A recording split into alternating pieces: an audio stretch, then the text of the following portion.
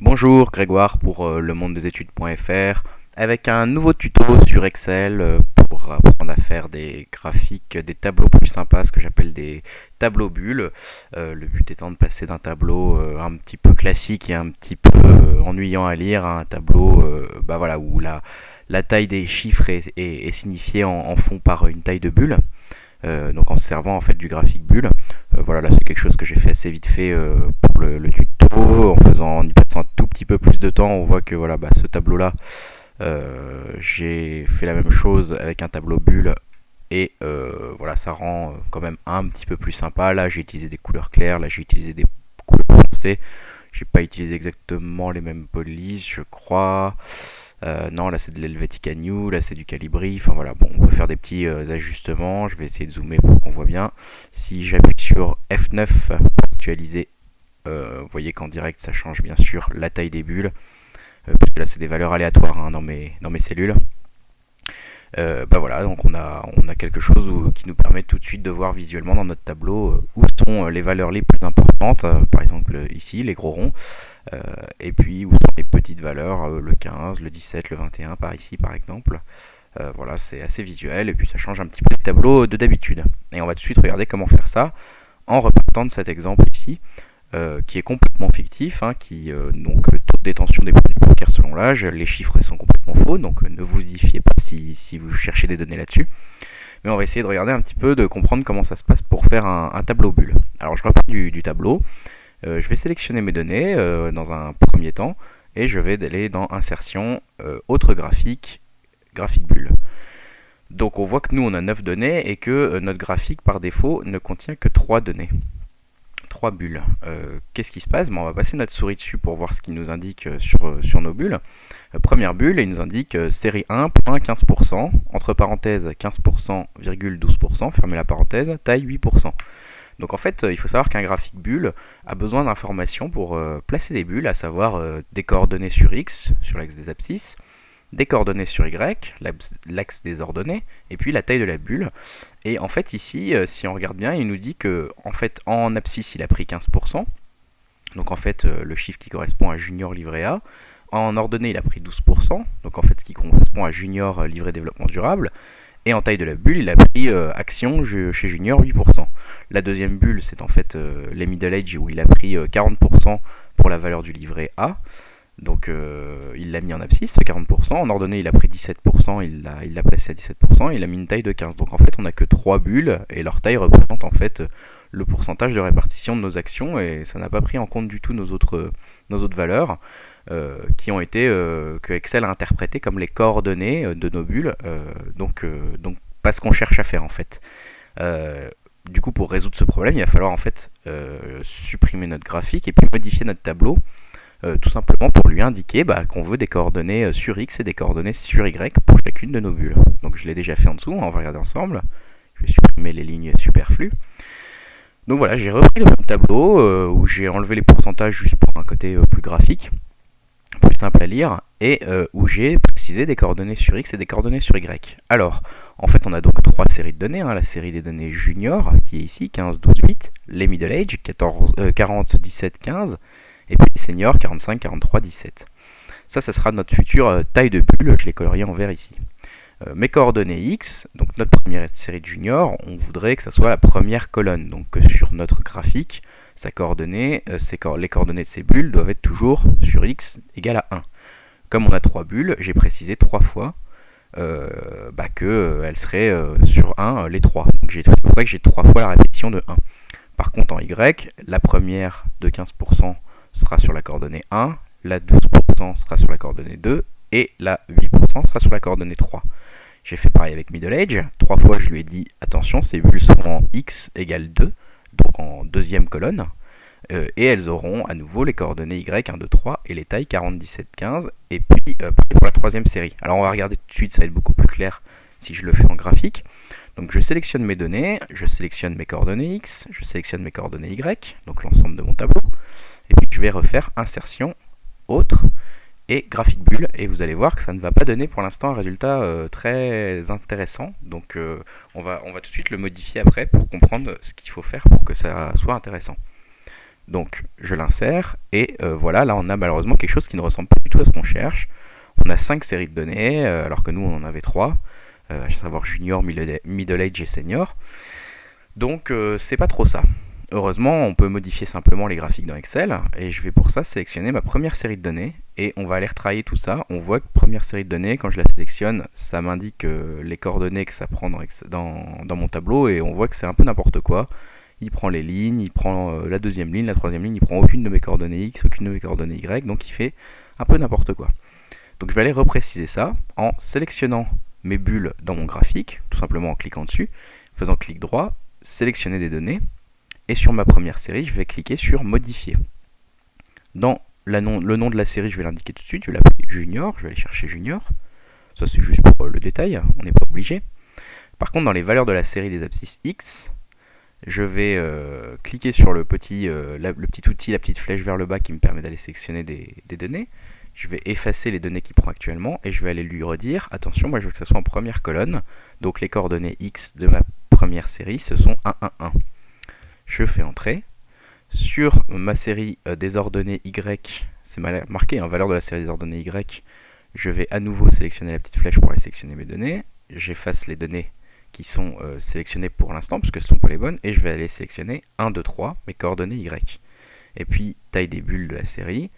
De même, je vais aller modifier ça. Vous voyez que par défaut, il m'avait pris un peu n'importe quoi. Il m'avait pris 8, 15, 17. Moi, je veux qu'il prenne 15, 12 et 8. Donc, je les sélectionne et j'appuie sur Entrée. Je clique sur OK et je vais continuer avec la série numéro 2 que je modifie. Nom de la série Middle Age, je vais aller chercher, Entrée. Valeur de la série des abscisses X, je vais aller chercher 2, 2, 2. On veut que ça soit en deuxième colonne. Valeur de la série des ordonnées Y, je vais aller chercher 1, 2, 3. Celle-ci, ça sera toujours les mêmes, pour que les bulles soient les unes sous les autres. Et puis, taille des bulles de la série, eh bien, ça sera 40, 17 et 15. Voilà, OK. Et puis, troisième série, modifier.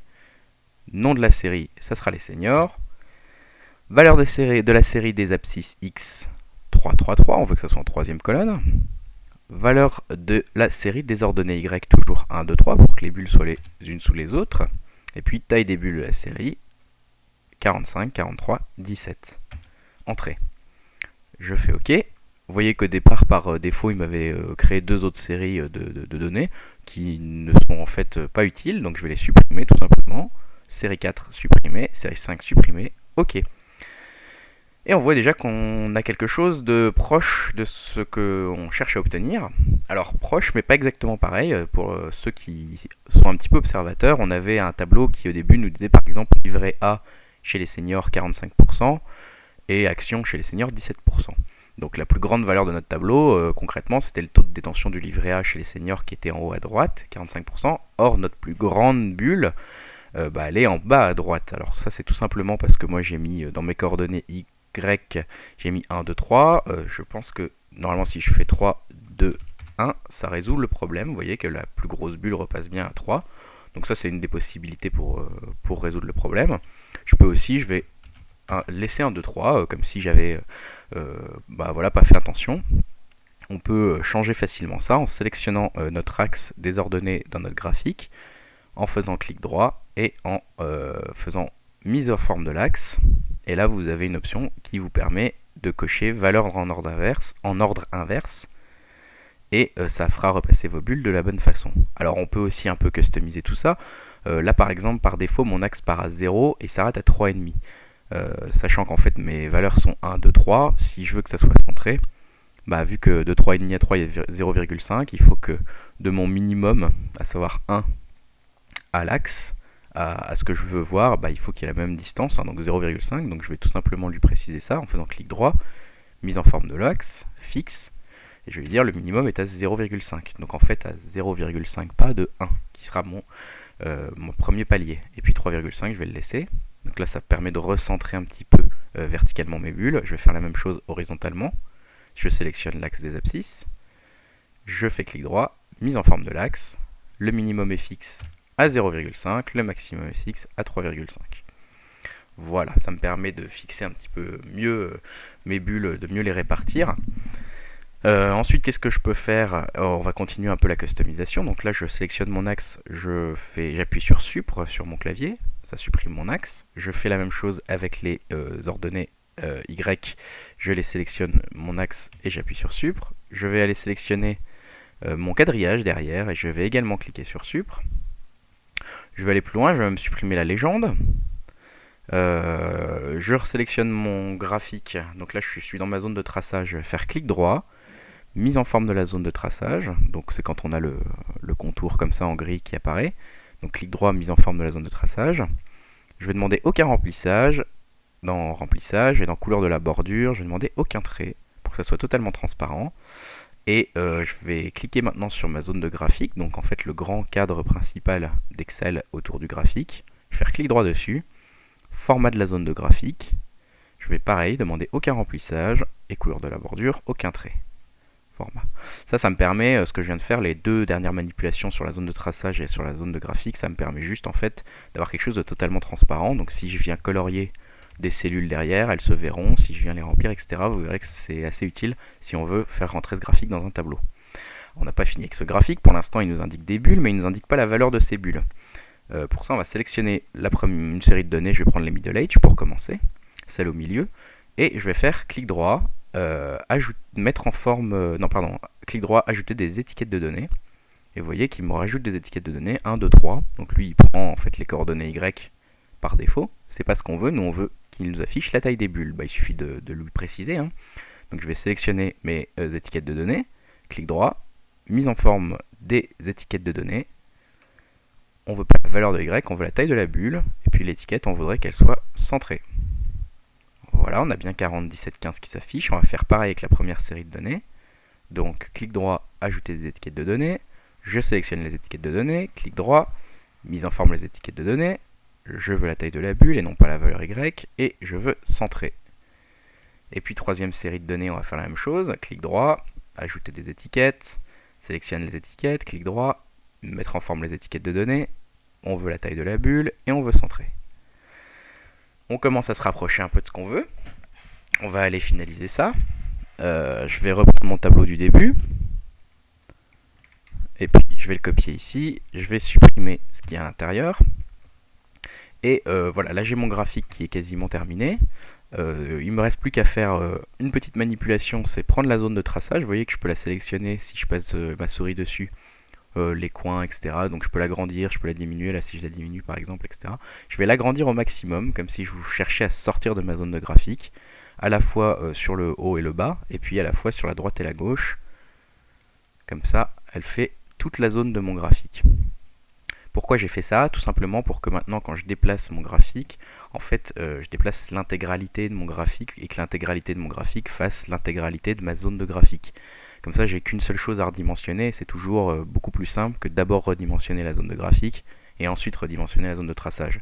Là, comme elles font la même taille, quand je redimensionne un, je redimensionne l'autre. Donc ça, je vais déplacer maintenant que j'ai fait ça, ma zone, mon graphique. Et si je le déplace tout en maintenant Alt, donc là c'est ce que je fais au moment où je vous parle, ça contraint mon graphique à se déplacer, à se déplacer oui, dans les colonnes et dans les lignes d'Excel. Donc c'est comme s'il y avait un magnétisme qui s'enclenchait et qui m'oblige à le déplacer exactement à l'endroit de mes lignes et de mes colonnes. Donc là c'est ce que je viens de faire. Vous voyez que si je veux que ça rentre dans mon tableau, il va falloir que je réduise. Donc je vais prendre en bas à droite quand ça m'affiche une double flèche pour dire voilà, vous pouvez réduire. Et tout en maintenant cette double flèche, j'appuie sur Alt encore pour contraindre le déplacement. Et ça me permet de rentrer exactement dans mes lignes et mes colonnes, comme je viens de le faire actuellement. Je peux tout de suite augmenter par exemple la taille de mes lignes pour avoir un tableau un peu plus gros, quelque chose d'un peu plus sympa. Et puis là, je peux encore customiser. Alors il y a une option qui est intéressante, qui est importante de voir quand on fait ce genre de tableau, c'est la taille de vos bulles par défaut. Par exemple, si là je sélectionne ma série de données à droite, donc les seniors, je fais clic droit et que je fais mise en forme des séries de données, vous voyez que par défaut, dans l'option des séries, ça vous propose l'échelle de la bulle à 100. Si vous trouvez que c'est un peu petit ou que c'est un peu gros, si par exemple vos bulles dépassent de vos cellules, vous pouvez réduire ou agrandir l'échelle de vos bulles. Donc ici par exemple, si je la trouve trop petite, l'échelle de 100 ne me suffit pas, je peux préciser 150. et elles vont toutes grossir de façon proportionnelle, ce qui permet d'avoir un résultat un peu plus sympa. Donc ça c'est la première option pour que vos bulles rentrent bien. Enfin c'est l'option qu'il faut cocher pour que vos bulles rentrent bien dans votre tableau. Et puis après vous pouvez, comme je vous le disais, customiser vos bulles en sélectionnant vos bulles par exemple, en faisant clic droit, mettre en forme une série de données. Vous pouvez dans l'option l'onglet remplissage choisir de faire un remplissage uni. Pourquoi pas, voilà, des choses assez claires ou des choses au contraire très foncées. Je vais faire pareil avec l'Immediate Age. Donc là on peut même directement passer par l'onglet accueil et changer la couleur en direct si vous avez le raccourci sous les yeux. Et puis alors si vous n'y arrivez pas, il se peut que quand vous sélectionnez vos bulles, ça vous sélectionne vos étiquettes de données. C'est pas grave, quand vous faites clic droit, vous faites bien mettre en forme une série de données au lieu de mettre en forme les étiquettes de données. Il suffit donc de bien cliquer mettre en forme des séries de données. Et là-dessus, vous pourrez facilement jouer sur le remplissage. Alors vous voyez que vous pouvez mettre un remplissage dégradé, vous pouvez faire plein de choses, même remplir avec une image ou des choses comme ça, donc n'hésitez pas à essayer. Moi je préfère faire avec des couleurs, pourquoi pas, assez pastel, ça permet de faire un graphique quand même assez léger. Et du coup un tableau qui reste assez discret, même si on note qu'il y a bien quelque chose de sympa dans ce tableau. Et que voilà, il est différent d'un tableau ordinaire. Donc voilà, là c'est l'exemple que j'avais fait au début. On voyait qu'en quelques clics, en quelques minutes, on a réussi à le reproduire. Et que si vous essayez vous-même de votre côté, avec un peu de pratique, vous pourrez retransformer vos tableaux un peu ennuyants en quelque chose d'un peu plus sympa à regarder. Vous voyez là j'utilise la même technique de préciser à chaque fois les coordonnées sur X et sur Y. C'est exactement la même chose. Donc voilà, je vous laisse essayer de votre côté. N'hésitez pas à continuer à détourner les graphiques Excel pour proposer des tableaux plus sympathiques ou pour proposer des graphiques un peu différents, comme j'ai pu le faire dans d'anciens tutos, comme le graphique jauge ou le graphique de Nightingale que vous retrouverez sur ma chaîne YouTube ou sur le blog lemondedesétudes.fr. Je vous dis à très bientôt et puis amusez-vous bien avec Excel.